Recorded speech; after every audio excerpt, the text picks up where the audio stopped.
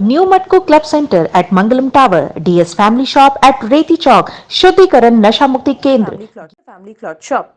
पंजाब के 32 किसान संगठनों ने फैसला लिया है कि लॉकडाउन के विरोध में 8 मई को पूरे पंजाब में बाजार खोले जाएंगे। किसानों ने व्यापारी व आम जन का आह्वान किया है कि वे 8 मई को पहले की तरह बाजार खोलने के साथ ही काम करें। किसान संगठन के नेताओं ने कहा कि सरकार लॉकडाउन के नाम पर आम आदमी को बर्बाद करना चाहती है और उसकी इस मंशा को किसान पूरा नहीं होने देंगे। इसके साथ ही 10 व 12 मई को एक बार फिर से दिल्ली बॉर्डर के धरना स्थल पर किसान की भीड़ जुटेगी।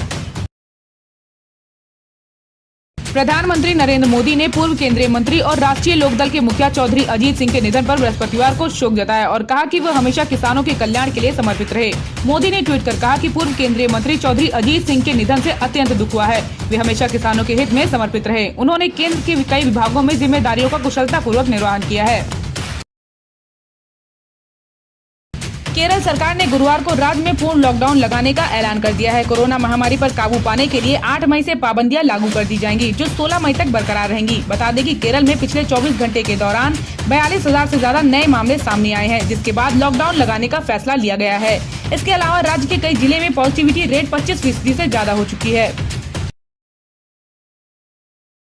कांग्रेस के पूर्व अध्यक्ष राहुल गांधी, पार्टी महासचिव प्रियंका गांधी वाड्रा और कई अन्य वरिष्ठ नेताओं ने बृहस्पतिवार को पूर्व केंद्रीय मंत्री चौधरी अजीत सिंह के निधन पर दुख जताया और उनके परिवार के प्रति संवेदना प्रकट की। अजीत सिंह का बृहस्पतिवार को कोरोना वायरस के संक्रमण की वजह से निधन हो गया। वह 82 साल के थे। राहुल गांधी ने ट्वीट कर कहा कि राष्ट्रीय लोकदल प्रमुख अजीत सिंह के असमय निधन का समाचार दुखद है।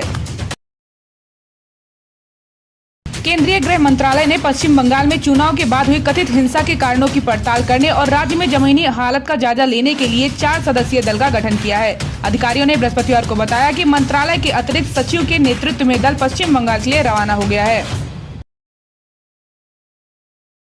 कांग्रेस के वरिष्ठ नेता पी चिदम्बरम ने बुधवार को दावा किया कि देश में कोरोना वायरस की जांच की संख्या घटा दी गई है, जिस कारण संक्रमण के मामलों में गिरावट नजर आ रही है। उन्होंने यह भी कहा कि लोगों को बेवकूफ बनाने की बजाय सरकार को रोजाना कोविड की जांच की संख्या बढ़ानी चाहिए। पूर्व वित्त मंत्री ने ट्वीट कर एक चार्ट भी शेयर किया है, जिसमें दर्शाया गया है कि कुछ दिनों पहले तक 18-19 लाख जाँच हो रही थी, लेकिन पिछले 2-3 दिनों में जांच की संख्या 15 लाख के आसपास कर दी गई है। चिदम्बरम ने कहा कि कोई हैरानी की बात नहीं है, यह संक्रमण कम होने का सबूत नहीं है। कम जांच करो, संख्या कम आएगी।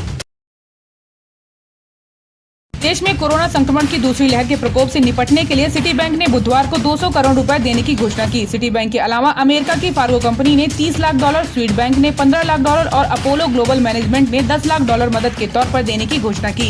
देश में कोरोना संक्रमण के प्रतिदिन सामने आ रहे 4 लाख मामलों में 35,000 मौत के बीच वैश्विक कंपनियों और विशेषकर प्रौद्योगिक क्षेत्र की कंपनियों समेत कई देशों ने भारत को मदद करने की घोषणा की है। कोरोना वायरस की दूसरी लहर का कहर भारत की स्थिति को लगातार खराब करता जा रहा है। कोरोना के आंकड़ों में अब तक सबसे बड़ा आंकड़ा देखा गया है। भारत में गुरुवार को 4.12 लाख से अधिक ताजे मामले सामने आए हैं। 24 घंटे में लगभग 4,000 मौतों की सूचना दी गई है। भारत के शीर्ष वैज्ञानिक सलाहकार ने कहा कि कोविड संक्रमण की एक तीसरी लहर अपरिहार्य है और इस नई लहर के लिए तैयार रहना आवश्यक है। कालाबाजारी करने वालों से बरामद ऑक्सीजन सिलेंडर और रेमडेसिविर इंजेक्शन जरूरतमंदों को दिए जाएंगे। एडीजी कानून व्यवस्था के निर्देश पर पुलिस कमिश्नर डीके ठाकुर ने इसके लिए कानूनी कार्रवाई शुरू कर दी है। जेसीपी अपराध को एसओपी बनाकर जल्द नियमानुसार हाईकोर्ट के आदेश के तहत काम करने के लिए कहा है। कोरोना काल में ऑक्सीजन सिलेंडर और रेमडेसिविर की मांग बढ़ने के साथ ही इसकी कालाबाजारी शुरू हो गई है। इसकी शिकायत पर बीते दिनों पुलिस ने कार्रवाई कर भारी मात्रा में ऑक्सीजन सिलेंडर व इंजेक्शन बरामद किए हैं। मेरठ में कोरोना पीड़ितों के इलाज में प्लाज्मा का संकट लगातार गहराता चला जा रहा है। तीमारदार सोशल मीडिया से लेकर अस्पतालों में प्लाज्मा के लिए मदद मांग रहे हैं, मगर मदद नहीं मिल रही है। प्लाज्मा की सबसे ज्यादा परेशानी हो रही है। इसके पीछे बड़ा कारण है कि मरीजों में प्लाज्मा का दान करने के प्रति उदासीनता।